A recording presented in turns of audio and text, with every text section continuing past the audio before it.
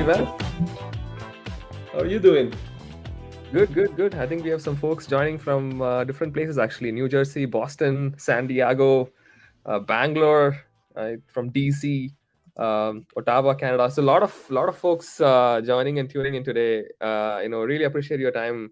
I want to directly jump into the discussion topics that I was keen to discuss with you. Should we go ahead and get it started?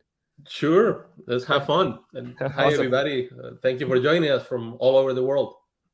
Awesome. Andres, I would love to just get a quick 1-minute overview of BlackLine. If you can give a quick overview, that'll be great, and we can kickstart the discussion. Sure. BlackLine is a software as a service company. We essentially automate and modernize accounting. So, all companies have been doing accounting forever. Most of them do accounting, through manual processes, lots of labor, people, pen and pencil, and Excel. And that's unsustainable. So BlackLine has tried modernizing accounting for companies, mid-size, all the way to the biggest multinationals.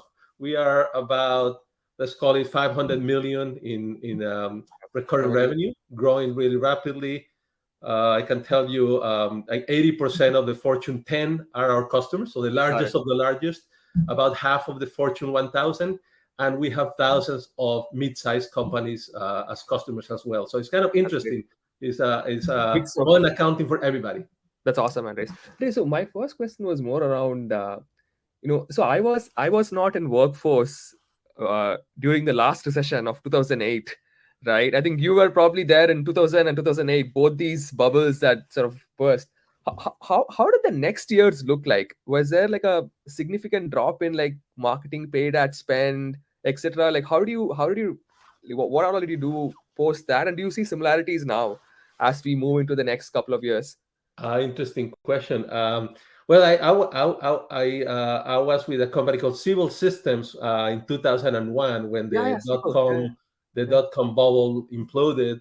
And then in 2008, I was with a startup when Lehman Brothers, imploded, and we had those two cataclysmic events. Let's say, I would say in environments like that, what happens is, you better be with a company that provides real value to customers. Value is tangible. You're gonna experience that maybe deals are a little bit longer. There's more scrutiny to sell. There's less impulse buying. And now, if someone wants to buy from you, that person has 2, 3, 4 levels of approval. Demonstrate the ROI, demonstrate that the implementation is gonna work. Maybe double and triple review of the contract. So everything takes a little bit longer and more scrutiny. And we as marketeers have to focus on demonstrating the value, the return on investment, the why you need to do this now versus waiting for a few years to do it later in the good times. And so it changes the mindset. Mm-hmm. Yeah. Is your budget, are you reducing your budget, Andres, or are you trying, like, what's happening next year for you on your company? We are growing. I mean, our budget is always commensurate with the expectations of sales. And in our case, I'm fortunate enough to have a company that has a large install base. Our customers are adopting and continually buying more. We also bring new customers. So I have no problems with my budget. I think it's always a negotiation and alignment with my peer in sales to make sure that I have enough to support him and his team. So we're good. Yeah, because one thing we are realizing is that we are trying to diversify our customer base from tech to non-tech as well, right? Like, how do we get in front of like legal companies, accounting companies, right? Like manufacturing companies, because we think that's going to be a lot more stable over the next couple of years compared to just focusing on tech and software tech, which seems to be the segment that seems to be hit a little bit more. Yeah. I mean, we really sell to all industries pretty much. Everybody does accounting. Everybody needs visibility, transparency. So from that point of view, it's a highly diversified prospect and customer base. maybe different than other companies that only sell to sales or marketing, and only in tech or in some verticals. So that makes sense. Hey, and then one thing that I was doing some research about you, and one person said, you're very focused on having customers drive advocacy and value, right? Which seems to be like a very important theme for next year, right? Like, how do we make our customers sell the most? Um, um, uh, so I would love to hear your thoughts on if there are any ideas and suggestions that you have implemented in BlackLine and previous companies, right? Would love to hear those and see if we can implement them as well, like more along those lines. Would just love to hear your thoughts. So I would say when I came to BlackLine, I found this gold mine, which is customers, users that were fanatical. They really love the software. The software makes their life better. Is an accountant that can go home, when closing the books, and it doesn't have to camp in the office because there's automation going on and gives you, great results and free some of your time to really think on what's strategic. So this fanatical customer base is a huge asset. So the question is, how do you get them to tell the story? In my case, these accountants, corporate accountants, are usually they are people that are shy. They don't like to be on the limelight. They are, if they were marketeers, it'll be different. People die to tell the story. An accountant, a corporate accountant, you got to convince that person. So we provide all kinds of opportunities for them to tell their story. I have a series of webinars. We do hundreds of webinars a year. We do large events, small events, meetups, provide all kinds of opportunities for them to connect and share stories. And over time, people that have come to those events love it. So, you might attend a couple of times. The next time, the third time, you want to maybe present or intervene, share your story. I have an entire team whose job is to, understand what sales needs in terms of references. Hey, I need an account that looks like this, this size, this industry, this geography. And we look in our install base and, go reach out to that account to provide the reference. And for the people that are diehard BlackLine enthusiasts, we reward them. We give them for everything they do for us, a white paper, a webinar, speaking at an event.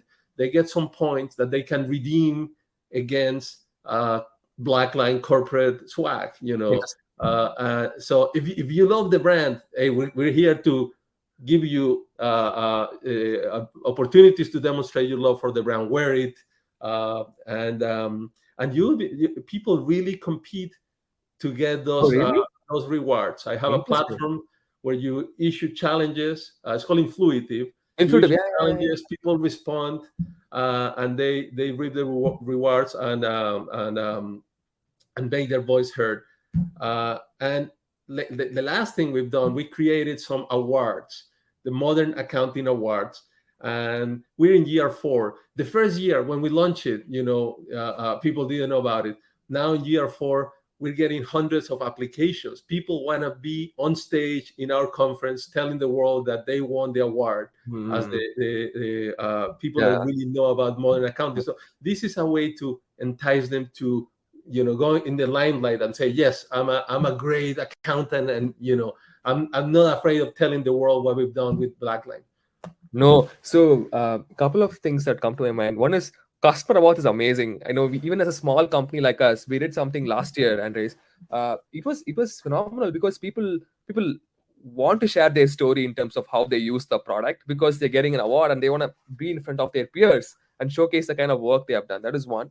And second is we have just started doing some field dinners with prospects and customers. Obviously, the last couple of years we were just completely virtual, and I still believe in digital, but these small, intimate, in-person dinners, like the customers automatically sell the product to prospects in the table. It was amazing to watch that. So my philosophy, I was saying to the team, like we need to organize more such smaller dinners next year, along with the digital presence that we have. So that's a great point. We just had last week our annual conference in North America. It's a pretty big event, thousands of people in Las Vegas. And, investors and prospects come to the event, and they do the due diligence there. They talk to partners, they talk to customers, they learn about the company. It's our best selling event, because it's not us selling, it's the customers sell the product and the platform in the interactions with prospects. Yeah. Hey, there's one question, Andres, that came up that is relevant to this topic from Mayura. Have you built a customer advisory board from scratch? If so, any insights or best practices you can share?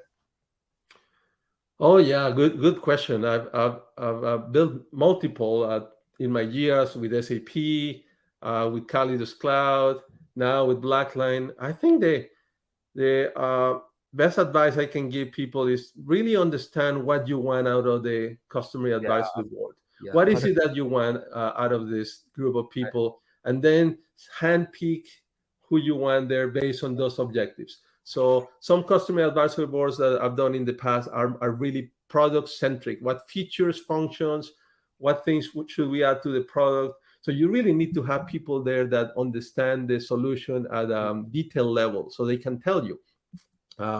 In other places, the customer advisory board has been more about, pricing and pricing models and value, and maybe running by them your intention to expand into an adjacent area, and understand whether you have permission to sell into that adjacent. So for that cap, you might need higher level executives. They might not touch your product like as admins and users, but they really need to understand. So that's the key. And the second, the third piece of advice: have some terms. Some people might be great for your customer advisory board, 1 year, 2 years, but after 3 or 4 years, you probably need different blood, different ideas, different type of people. So don't be afraid to, have term limits. Hey, you've reached your 3rd year. Thank you so much, Mr. Customer. Now retire that and recruit someone else. Bring new blood. Yeah, that's awesome. That makes sense. Awesome. And I think the next one thing that you were nice enough to do is that you said you will tell the audience what tech stack you use, right? That was pretty nice of you. So if there is some few tools that you absolutely love, right? I would also love to see what you are using and what benefits you are getting out of it. I mean, sure. I mean, we have our tech stack is probably very standard in the sense that we have a CRM system, Salesforce, well known, is used across the company. On top of that, we have a marketing automation tool. In our case, we use Marketo, and we use the Visible add-on to get really granular data about interactions, what anonymous or known people have interacted with our content, our web pages, our programs. We also have user gems. User gems is a technology that we use to essentially know when our champions, that people that have bought from us and are fanatical, they love us, when they change jobs, those are the most highly qualified leads you can get. They use your technology. Whenever they go to a company that doesn't have BlackLine, they might bring us in because they have experienced the joy. And so that's user gems. We use Sixth Sense is an intent platform. It helps us find accounts like the ones that have purchased from us. Tell us, this type of account is most likely to purchase from you. They also show us accounts that through their online activity are kind of interested in the topics that we have to offer, and we can direct our attention and efforts to those accounts that are showing some intent. So we use demand base on the data side for ingesting data and territories. We use Integrate to clean up and dedupe any and manage the leads we get from content syndications and other programs. IntelliMax is our secret weapon, amazing tool to really run A/B testing at scale in the website. In this case, it's not A/B testing, it's A, B, Z, D, E, F, G. I mean, this is artificial intelligence apply to a website, and possible changes to convert better. IntelliMice, our BDRs use outreach to people in sequences. I mean, does this help? No, it's very helpful, and it's very helpful because obviously, uh, uh, I think it's important to have some tools like this to make sure that the work is easy, right? But I'm sure that you also got these tools at different sort of stages of the company, right? You don't get all these tools at the day one. You just like slowly get them at every growth stage of the company. Yeah, and I would say it's very easy to go after every flashing object out there and buy them all. You need to. I mean, in my case, I always, when I get something, my team and I work on really being committed at getting value out of what we got, and give it a few years. I mean, very rarely we buy something and then drop it Oh at wow, renewal. that's a dream. That's a dream customer for a Well, vendor. but my vendors are very good at, because they know that we'll drop them if the thing doesn't work or is not good, or we have scalability or issues. We'll drop them. But a vendor, including us, companies need to give a fair chance to the vendor to demonstrate value. I mean, sometimes you need time with a tool to really understand how to get the best out of it. Your people need to mature on their usage. You need, if you're building an artificial intelligence model, it takes time to feed the data to the model until it gets going and the results get better and better. So I think that's a lesson for all technology users. It's like, hey, value is not instantaneous. You gotta do your part. Correct. To make it successful. 100%. Yeah, there is one thing. This is great. Thanks for sharing that. One thing that I am personally figuring out, right? So we are very strong in the mid-market segment, right? But we have landed some logos in enterprise, but obviously, like we are just starting to get there, right? And we are figuring out what's the best way to get in front of these Fortune like 100, Fortune 1000 companies, right? Like how do you even get in front of them? Is it I'm just like curious to know your sort of playbook, right? In terms of how do you actually land these like enterprise logos? It could be a small deal to begin with, and you can expand from there. But how do you land that first few logos in enterprise segment? So landing in the enterprise, I mean, the enterprise is interesting because it presents a large target. Let's say in my case, I want to land on an enterprise with hundreds of accountants, maybe dozens of accountants. So the target is large, but it's going to be a long process in the sense that it's a buying committee that needs to get involved. You need to eventually go your way out to the people making the decision and the influencers, IT. So we normally start with a rich content program. It's creating content that is not salesy, standard content that is thought leadership. There's a better way of operating. There's value to be had on changing your manual processes to some automation. We put it out there, advertising digitally, some events, targeted industry events. And through these interactions, we start getting people familiar, aware, and then we observing them through the platform, our website, the intent platform. And when we see enough interest, then that's that time for outreach. Actually, human action, human interaction, a BDR, business development rep, they will engage, and when we see inbound signals, this is an invitation to go after this account, not the lead, but the account. So we go after the account. The BDR will put a few key people in the buying committee in a sequence. We start calling, sending emails, connecting. In our case, we try to secure a meeting with sales. What we sell, in general, there is no like an RFP waiting for it. It's something where sales has to sell. They have to sell the value. Hey, there's a better way. Let me show you. They are very good at that. And that's how we start an opportunity. And after an opportunity is created, after we had that first meeting, then there is concerted action with marketing on reaching out to other people within the account. Oh, We really? also provide all kinds of case studies, So, so, ROI so, stories. so that follow up happens from marketing, Andre? So marketing will reach out to other folks in the account, or the salesperson will reach out to them? The salesperson and the BDR, reach out. The BDR can, depending on the size of the account, can set multiple meetings with the same account, different people, maybe different departments, all for the same rep, to kind of start from a bigger footprint. Instead of going sequential, first meeting and wait, second meeting, we're trying to have multiple meetings now, get critical mass interest, and get going.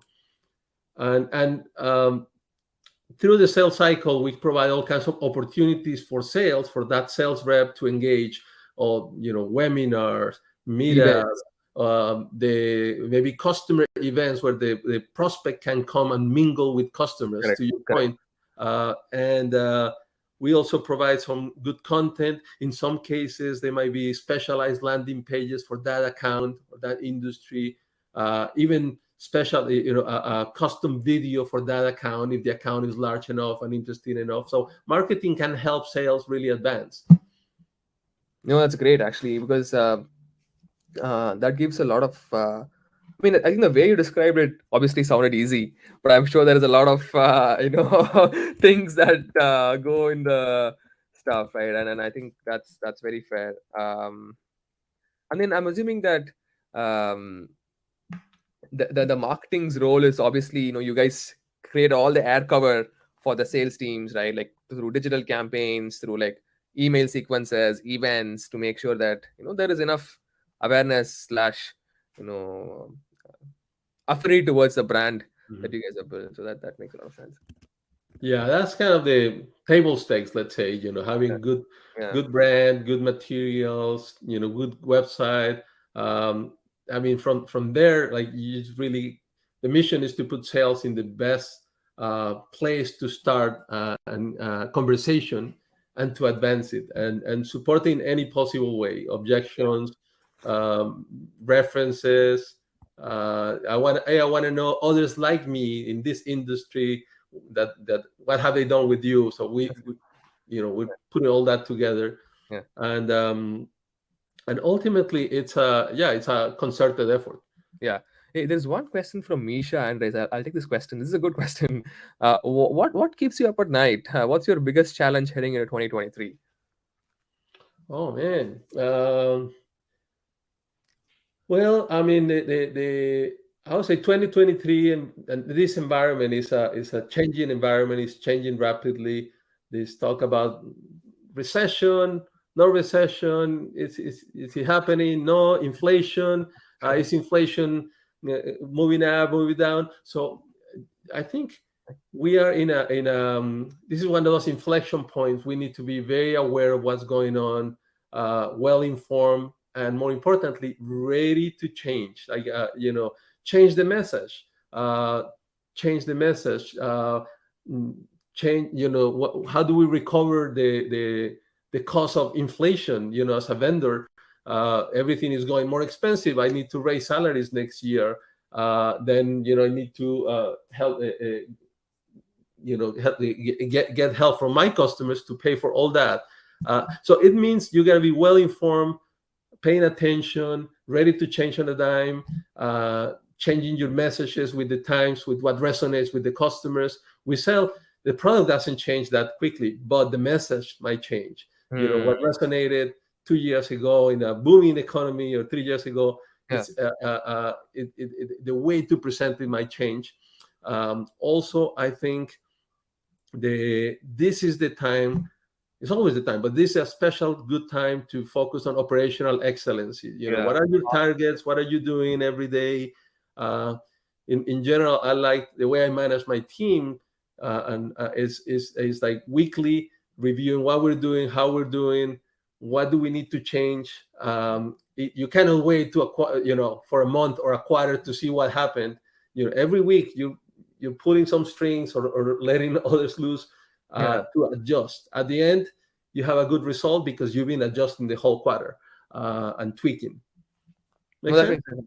That makes sense. That makes a lot of sense. And in terms of events next year, how are you guys thinking about it? I'm sure you have a user conference, but also like are there hybrid components to the events, or are they more field events? Like how's the It's interesting. Through the pandemic, we have learned a ton. I mean, BlackLine has become really, really good at virtual events. We were always very good at live events. And when the pandemic came, we switched to virtual, like with no time. We had an event coming in 9 days, and we had to virtualize it. That was in early 2020, and it's like, oh gosh, we have a big event coming.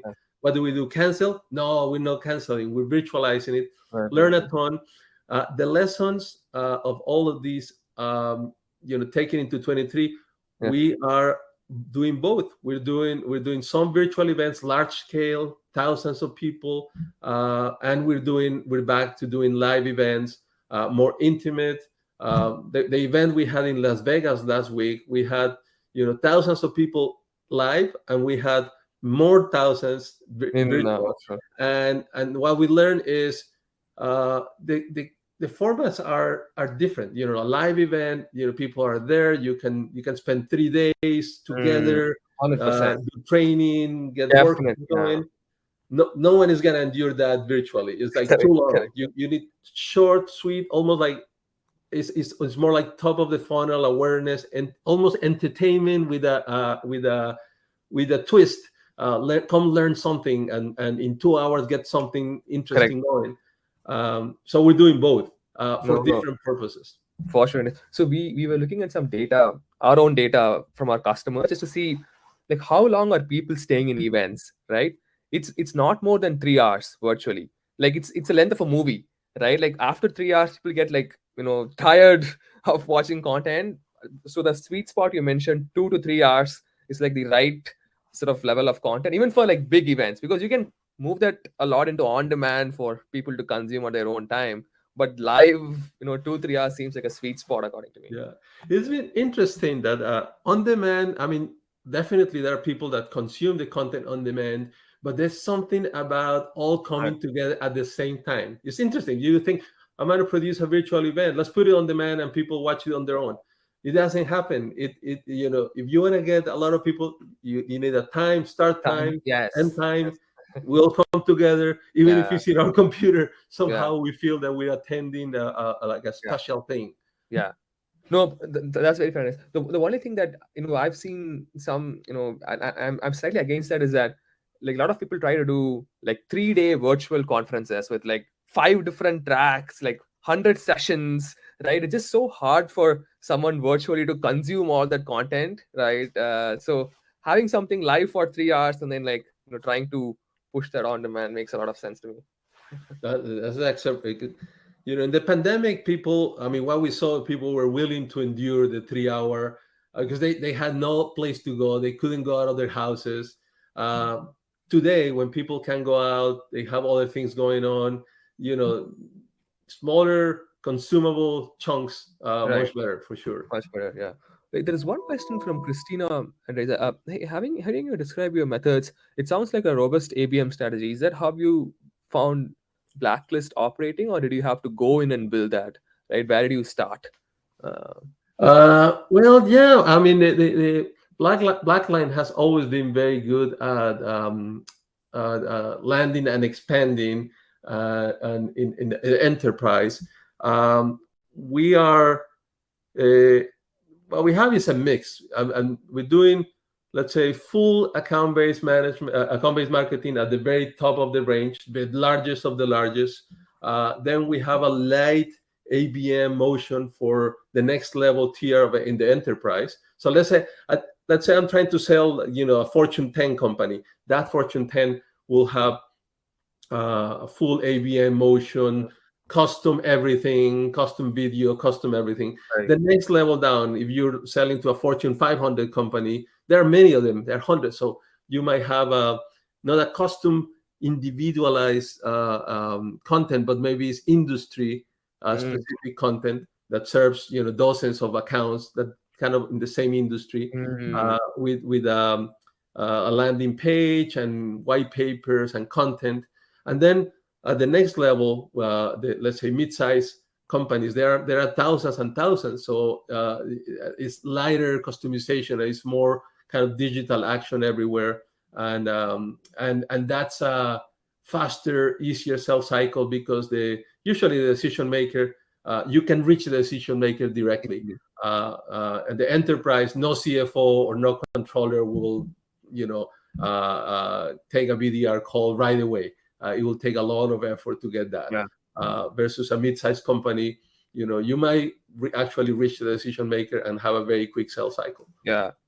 And that is in terms of third-party events, right? How are you thinking about it? Are you sort of investing more into trade shows, or like really cutting down on the spend, looking at it very carefully? Because at least what I hear is that there has always been like mixed opinion on trade shows, and people want to invest in more of their own events. So just curious to hear your thoughts on how are you thinking about it.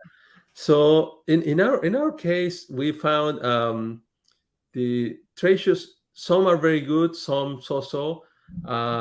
In our case, depending on the type of trade show, if it's very specialized, let's say a shared services conference, perfect. And even then, what I found is in some cases I already have some relationship with most of the accounts, especially the very big companies. They are already my customers. My own events where I get some of those relationships to introduce us to another subsidiary or expand from where they are, understand what the next step of their customer journey with us would be, and those are very effective versus going to a third-party trade show where these people I already know. So I prefer those for mid-sized companies because there are a lot more of them, and I'll get a lot of volume. Right. I do also some partner events, let's say SAP Sapphire. SAP resales our software, so we need to be there, and not only to talk to the SAP customers, but actually continue furthering the relationships with their own SAP reps, because they're reselling my software. So we're there, to talk to their customers, but also to talk to them, and get them to take us to their customers. So it's almost like sell the companies, but also sell to the partner and help the partner sell your stuff. No, 100%. This it's funny you say that. Like, the complexity of running a company at a company of your scale, right? It's just like unbelievably like, it was for us, for example, we don't have resellers, so we don't have that level of headache, right, to go and participate in these events. But it's amazing. There is Blake just said Sapphire is a great show. Interesting. Seems like there is some good things. Sapphire is always a fantastic show. And then there is one sort of comment from Mike. There is a point in the growth of community when people will come to your events wherever you hold them, but most of us don't enjoy that loyalty. I agree. Right. But for most demand generators, I think how can we start with 2.5 of CT to some on-demand deep dives, move them around.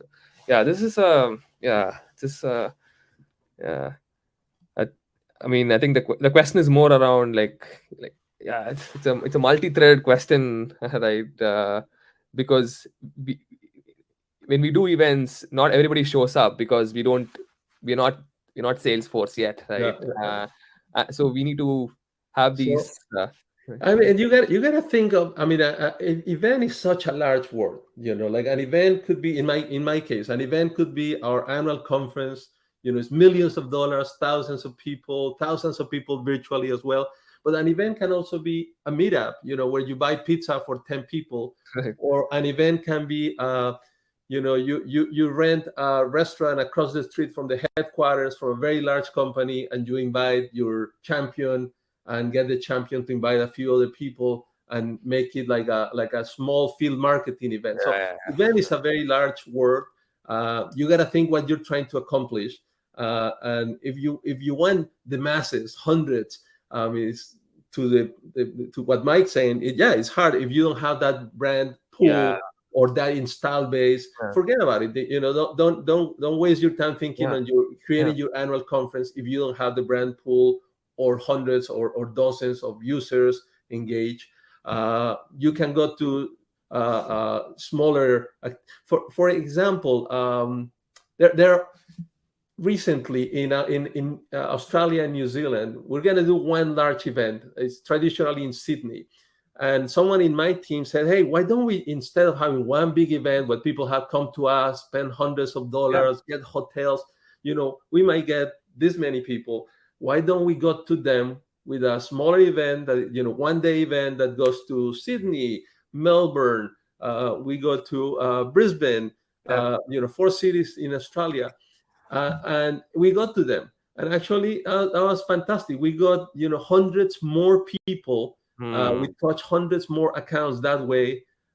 So that's a concept for you. Like sometimes bigger ones is not as good as multiple smaller events where you got to people. No, Andres, that's a great point actually, and I also think from at least what I'm hearing from a lot of CMOs is that they're also trying to do a similar strategy where they don't want to put all their eggs in one basket because they don't know exactly what is happening. Like Google is cutting down on travel budgets, right? The most biggest of the companies are cutting down on travel, and I'm assuming a lot of these events have to be sponsored by the company, right? It's tough for someone to put their personal money and go to a corporate event, right? So that seems like the trend going forward. Let's see how it goes. I would put it out there that success for events depends on the audience, and the audience recruitment depends on your partnership with sales and customer support. So in our case, our salespeople and our CSMs really brought all the audience.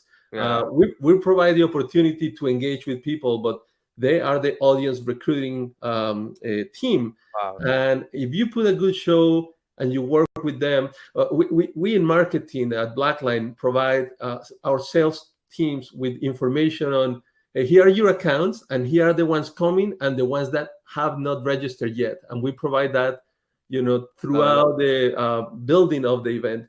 So a salesperson is like, oh, I have 20 accounts and no one is coming. Oh, I have only 2 coming.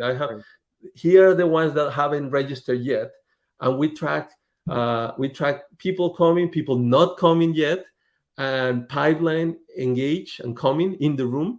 So if you have an open opportunity closing this quarter, hey, your prospect needs to, or your customer or prospect needs to be in this event because it's going to help you.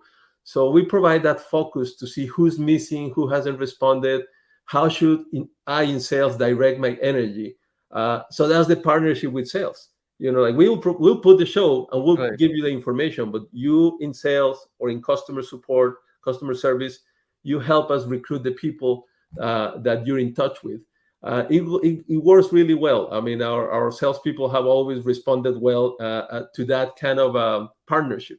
Yeah, and also especially for a company like yours, Andres, where the deal size is so big and the cycle is so long. Like it's their one opportunity to meet them in person, right? And sort of shake hands and get the deal across. So that makes a lot of sense. Awesome. Cool. And I think there are a lot of questions, but we only have a few minutes left, so it might not be possible to take those questions. So I'm gonna end the show. But before we end, who's one more CMO you would recommend we should interview from your network? Oh man, I think you should have Mariana from People AI. I'll introduce you. She is fantastic. She's an expert in account-based marketing. She's done it before, integrating multiple technologies. Amazing results. You should have her. No, for sure. I'll ask for the introduction. But no, thank you so much for sort of coming here and spending some time with us. One thing I learned is that you are very structured in how you approach these things. So I love that about you. So hopefully I can learn a few things and implement that for next year. But I mean, we're already seeing some pipeline softness in general, for us. But we're excited. We're gonna double down on a few things that are working to see how it goes. So it's gonna be a fun next year where hopefully we can come out stronger. Absolutely, yeah. And hey, reach out if you need anything, want to bounce ideas. I'm a friend. Of course. So happy to be here. Thank you for inviting me. And, of course. It's great to see your audience so engaged. Yes. Awesome, Andres. Cool. Thank you, everyone. We'll see you in a couple of weeks. Thank you so much.